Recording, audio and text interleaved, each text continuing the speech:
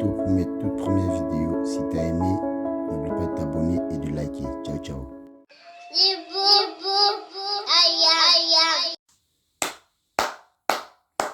Bravo, bravo, bravo à l'équipe marocaine, bravo. Franchement, le Maroc a réalisé quelque chose de meilleur, d'extraordinaire hier. Franchement, bravo, bravo. C'est toute l'Afrique qui est contente aujourd'hui. Voilà, parce que le Maroc fait partie des pays africains qui ont représenté, ou bien qui représentent, pardon, l'Afrique pendant la Coupe du Monde. Et vous avez vu l'exploit que le Maroc a réalisé. Ça rejoint tout simplement ce que j'ai toujours l'habitude de dire ici, que de nos jours, le football d'aujourd'hui, toutes les équipes nationales se valent. Vous comprenez? Toutes les équipes nationales se valent. C'est juste certains pays qui n'ont pas encore compris. Par exemple, notre pays, le Cameroun, on n'a pas encore compris qu'on peut se rivaliser à nouveau. Parce qu'autrefois, on pouvait le faire. Depuis les années 90, on pouvait le faire. Mais au jour d'aujourd'hui, cette génération, je ne sais pas pourquoi, n'est-ce pas, elle a tendance à avoir peur d'affronter, lorsqu'ils rentrent dans un match contre les équipes nationales européennes ou d'Amérique du Sud, ils ont peur, n'est-ce pas, de s'exprimer. On voit parfois le courage de certains pays comme un pays comme le Ghana, hein, qui fait des bonnes choses, ainsi que le Sénégal.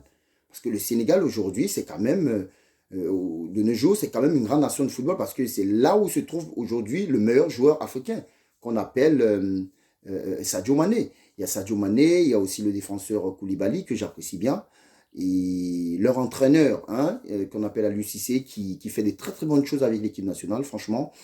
Je peux qu'encourager cet entraîneur de continuer, n'est-ce pas, son travail. Un jour, ça pourra vraiment payer comme l'a fait le coach marocain. Et j'interpelle ici l'équipe nationale du Cameroun, ainsi que tous les Camerounais, tous les frères camerounais, de savoir qu'aujourd'hui, le roi de l'Afrique aujourd'hui, c'est les lions de l'Atlas, c'est-à-dire les Marocains. Et que notre slogan que nous avons l'habitude de dire à chaque fois, le Cameroun, première nation à avoir atteint, aujourd'hui, c'est terminé en fait. C'est terminé. Parce qu'aujourd'hui, c'est le Maroc qui prône, c'est le Maroc, n'est-ce pas, qui a réalisé quelque chose qu'aucun pays africain, n'est-ce pas, a pu réaliser cela. Donc aujourd'hui, on parle que du Maroc. Donc le slogan que nous avons l'habitude en tant que nous, Camerounais, le Cameroun, premier pays, avoir réalisé telle chose dans le foot, aujourd'hui, vous devez comprendre que le Cameroun n'est plus crédible dans le foot, dans le football. À moins qu'aujourd'hui, nous nous remettons en question et que nous puissions savoir que tout est à refaire. On doit tout refaire, n'est-ce pas, dans notre championnat, qui est déjà en train de prendre son ampleur, déjà, avec le travail que le président Samuel Eto'o, il est en train de faire, déjà. Et tout ça est à refaire, déjà, dans le championnat camerounais. En équipe nationale du Cameroun, je dis bien, tout est à refaire. L'équipe nationale jeune du Cameroun, que ce soit les U15, U17, U20, U23, jusqu'au senior, tout est à refaire. Il faut déjà préparer une génération, hein, qui va venir titiller, n'est-ce pas, ces grandes nations de football européennes, asiatiques ou d'Amérique. Vous comprenez? Déjà, il y a certains pays qui ont compris ça. C'est pour cela que vous voyez toujours qu'à chaque fois qu'il y a une Coupe du Monde, ces pays africains parviennent toujours à atteindre le quart, n'est-ce pas, du deuxième tour. Par exemple, le Sénégal, il y a le Ghana, hein, qui parviennent à réaliser cela. Et aujourd'hui, on voit le courage que le Maroc est en train de donner une fois de plus à l'Afrique, à toutes les équipes africaines. Donc, nous devons rester sur cette logique-là, en fait. Le Cameroun doit savoir qu'aujourd'hui, nous devons, n'est-ce pas, nous donner des moyens à nouveau pour pouvoir reconquérir la place que le Maroc a pris. Parce que le Maroc, aujourd'hui, je pense que pour qu'une autre équipe africaine puisse réaliser cela, il faut du temps. Et nous espérons que avec ce que le Maroc a réalisé et la suite, nous voulons que le Maroc maintienne le cap. Parce que cette génération que le Maroc a aujourd'hui, il faut dès que cette génération soit maintenue et qu'elle continue toujours à bien travailler. Voilà.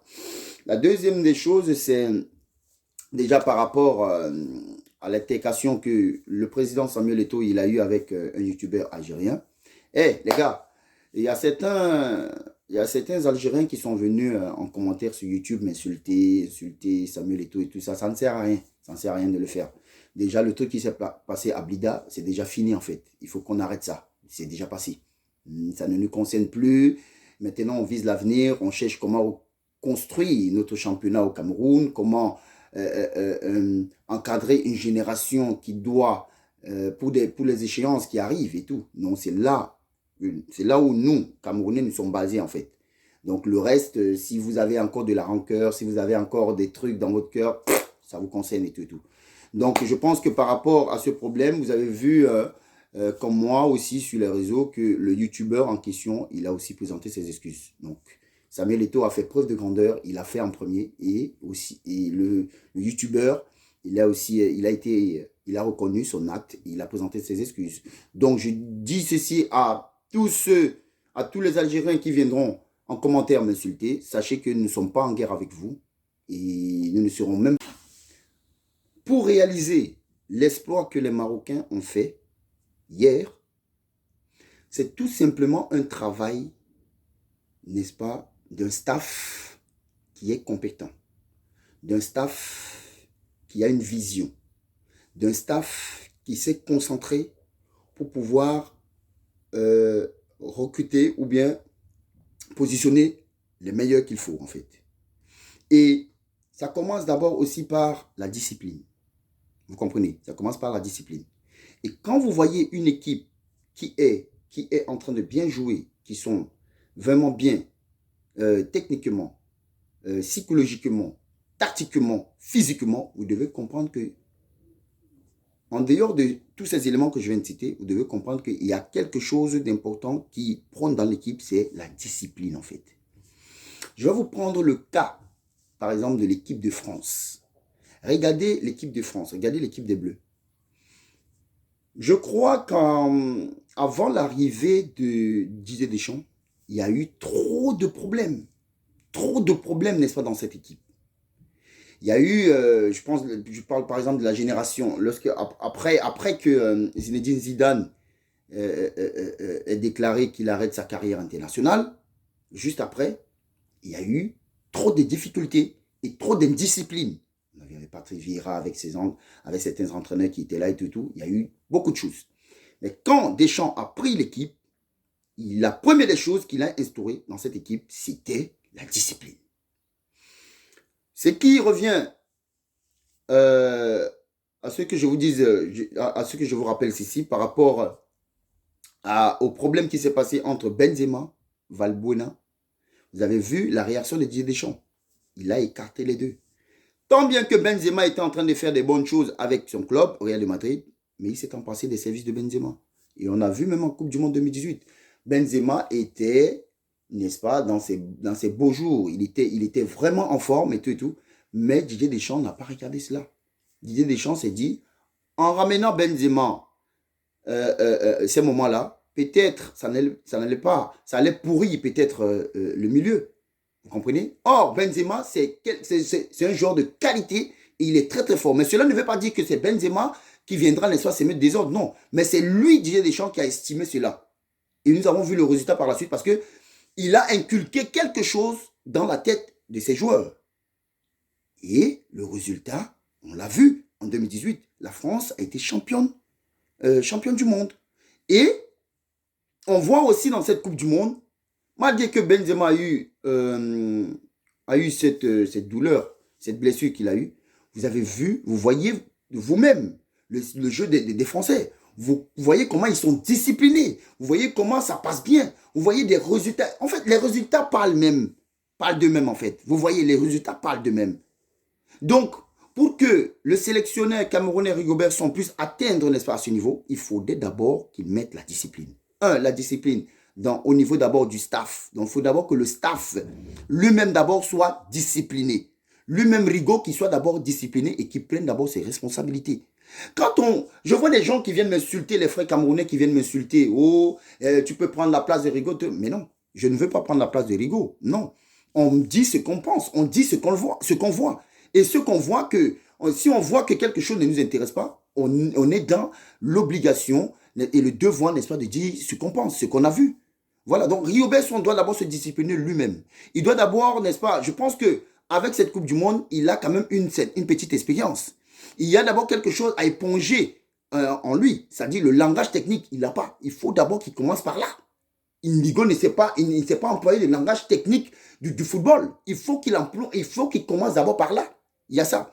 Et dès que le staff technique aura, dès qu'ils vont instaurer la discipline dans le staff, il faut maintenant la discipline parmi les joueurs. Il faut la discipline. Et ça passe toujours par l'entraîneur. Comme Didier Deschamps l'a fait. Qui n'attendent pas que c'est Samuel Eto'o en tant que président qui va laisser son travail pour venir faire le travail de Rigaud. Venir parler à chaque fois aux joueurs.